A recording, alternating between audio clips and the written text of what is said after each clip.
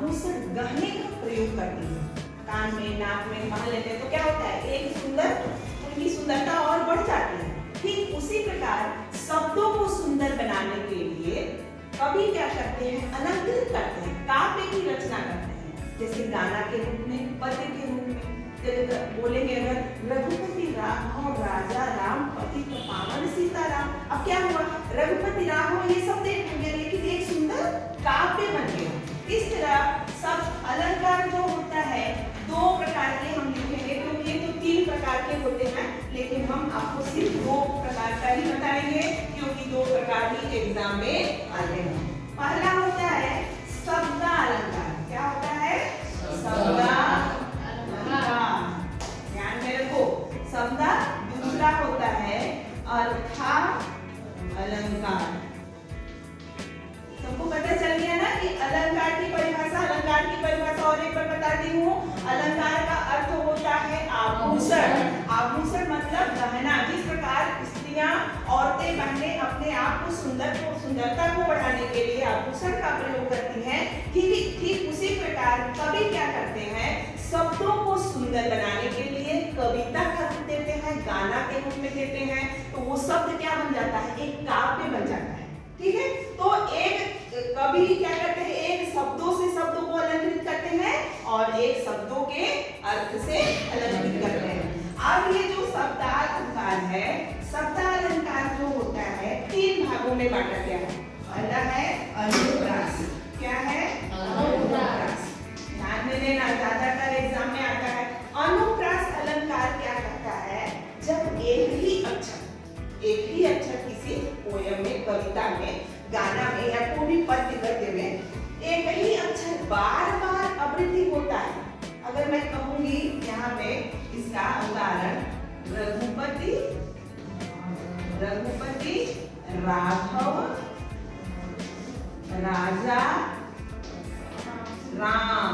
ध्यान में देना, यहाँ पे रघुपति राघव राजा राम, हर शब्दों में पहले अक्षर क्या आया है, र आया है ना। इसमें भी र आया है, इसमें भी र आया है, इसमें भी र आया है, इसमें भी र आया है। अनुप्रास अलंकार करता है जिन वाक्यों में एक ही अक्षर बार बार अगर आता हो, आवृत्ति हुआ हो, उसे क्या बोलते हैं, अनुप्रास अलंकार। सबको समझ में आ रहा है? अनुप्रास अलंकार की परिभाषा पूछी जाएगा तो जिन वाक्यों में एक ही अक्षर बार बार आवृत्ति होता है उसे हम क्या कहते हैं, अनुप्रास अलंकार। क्या कहते हैं, अनुप्रास अलंकार। अब हम बताएंगे आपको दूसरा होता है हमारा यमक अलंकार। क्या होता है, यमक अलंकार। तीसरा होता है श्लेष। क्या होता है तीसरा, श्लेष।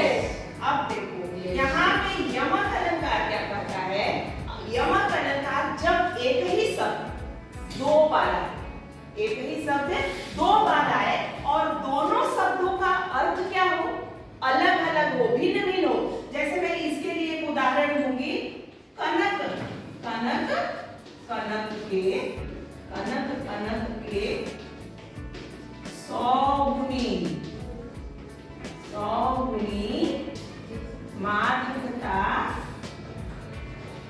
अभिप्राय। अभी ध्यान देने की बात है, यहाँ पे कनक दो बार आया है, एक ही शब्द दो बार आया है, लेकिन ये दोनों शब्द का अर्थ जो है भिन्न भिन्न है। जैसा एक ही जैसा तो दिख रहा है, लेकिन क्या है, इनका अर्थ क्या है, भिन्न भिन्न। एक कनक का अर्थ होता है सोना और एक कनक का अर्थ होता है धतूरा।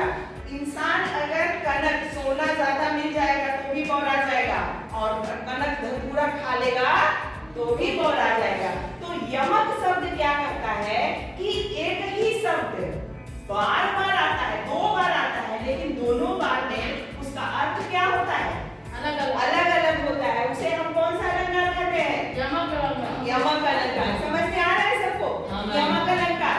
तो इस तरह हमने आपको बताया अनुप्रास अलंकार, यमक अलंकार। अब हम आपको बताएंगे किसके बारे में, श्लेष का अर्थ होता है चिपकना, शेष का अर्थ होता है मान लो ये किताब है, एक दिख रहा है, लेकिन इसके अंदर में बहुत सारे क्या है अर्थ सबके हुए हैं, अर्थ भिन्न इसके अंदर में भाषाएं लगी सटी हुई है। इस तरह श्लेष अलंकार क्या करता है, एक ही शब्द हो लेकिन उनका अर्थ जो है भिन्न भिन्न होता है। जैसे मैं आपको कहूंगी एक बेर, अगर कहूंगी तीन बेर हाथी है, 3 बेर हाथी है, और 3 बेर खाती है। मैं ध्यान में देखो बताती हूँ, बेर का मतलब क्या होता है, 3 मतलब 3 बेर, बेर मतलब समय होता है, एक बेर 3 बेर खाई, आज मैं 3 बेर खाई, सुबह दोपहर शाम, ये बेर मतलब समय। और एक बेर होता है बैर, हमारे भाषा में बैर बोलते हैं, आप लोग उड़िया भाषा में बैरकुली बोलते हैं। तो कह रहा है 3 बेर खाती है और 3 बेर खाती है। देखो यहाँ पे एक ही जैसा है, 3 2 बार 2 शब्द जुड़ा है, पर दोनों शब्दों का क्या हो रहा है, अलग अलग हो रहा है। एक ही शब्द एक ही जैसा दिख रहा है, लेकिन एक ही जैसा दिख तो रहा है, लेकिन उसका अर्थ क्या हो जा रहा है, अलग अलग हो जा रहा है। तो श्लेष अलंकार क्या करता है कि एक ही शब्द हो लेकिन उनका अर्थ भिन्न भिन्न हो, उसे हम क्या कहते हैं, श्लेष अलंकार। समझ में आ गया सबको?